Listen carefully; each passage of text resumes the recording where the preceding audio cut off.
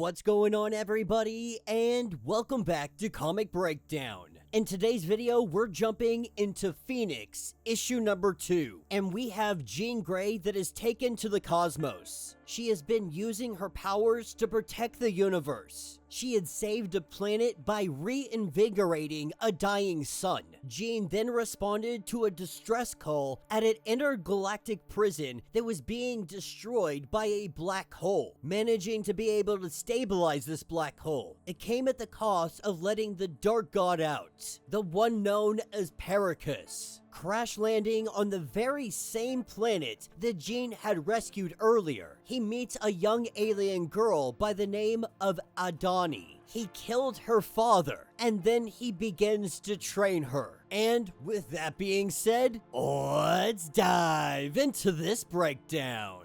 Alright gang, so as we pick up with this issue, we have Jean Grey making it back to home base. After everything that happened at the prison, she spent at least a week among the stars. She responded to every psychic call out for help. And though Jean Grey, the cosmic entity known as the Phoenix, does not require any of the necessities that maintain human life, Jean Grey, the woman, is exhausted. And just as she is able to kick off her boots and lay her head down, she gets a proximity alert. Trying to figure out what is going on, she gets out to find that there is a ship nearby, almost running into them on fire. She can detect only one humanoid life form that is on board. Knowing that this ship is about to blow, she calls out for anybody that might be there. This is when we see Corsair, the father of Cyclops. He lets her know that he's always wanted to be a damsel in distress. And what better way to connect with his favorite daughter-in-law than a daring rescue? But with Jean able to get him off the ship without any harm coming to him, we pick up with Adani. We pick up with her digging a grave for her own father. Narration letting us know that family is messy business. The mess leaves marks, scars, the ones that make us who we are for better or for worse. And when Pericus arrived on her planet, when he killed her father, she buried her emotions along with his body. And while she picks up that shovel, she charges at the Dark God. She knows that she can do nothing to him, and posing the question, your father, the man lying in that hole, what was the most important thing in the universe to him? What did he love most in this universe? He goes on to say that he has known many like her father, who think that power lies in belief. But true power is not something that you believe in. Power is something that you wield, telling her to hold out her hand.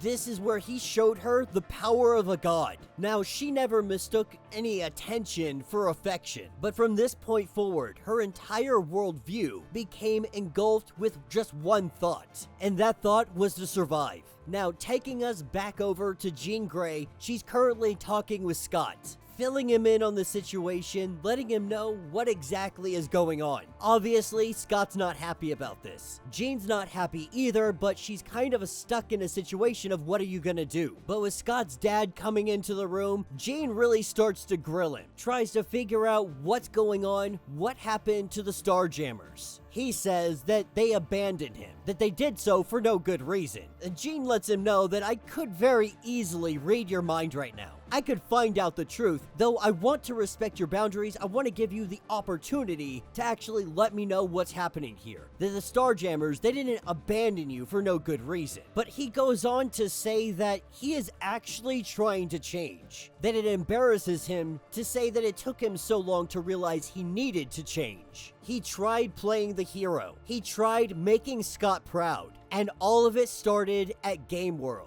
He was talking to a guy that he knows, one that owns a very reputable establishment that serves a number of different refreshments. But after hearing that people are going missing, he started to ask some questions, retracing steps. And that's how he found out that a ship docking at Game World about once a week, no papers, paying off the guards, and the arrival coincidentally coincided with a new wave of disappearances. He watched waiting for the ship to leave the docks, but when he finally saw it, the ship he recognized, it belonged to the Black Order. He followed it to a small moon, but as he tried to get closer, that's when he was attacked. And so the way Jean sees it, if he's telling the truth, Thanos' generals are kidnapping people from game worlds, but this doesn't sound right to her. But if there are people that are kidnapped by the Black Order, she has no other option but to go try to help these people. This is what takes us to a moon only a few light years away from game worlds. We have Proxima and we have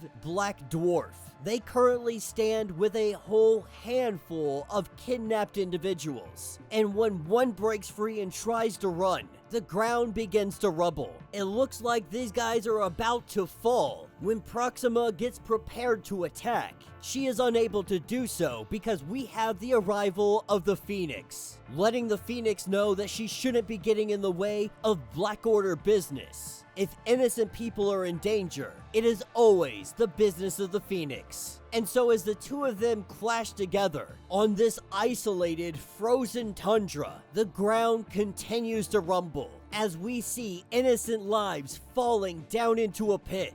Phoenix stops her battling and she charges to save them. But in trying to save them, something grabs hold of the Phoenix. It appears that this may have been a trap, Jean finding herself straight in the face with Black Order, but she is now facing an army of Asgardian zombies. And that will be the end of this issue. So let me know what you guys think down in the comments. Not a bad second issue, definitely not the direction that I thought that they were gonna go with this quickly. Now, Cyclops' dad, we can probably more than assume he ran up a gambling debt on Game World. The Black Order is making him pay by luring in Jean Grey. To what purpose and what extent, I really don't know.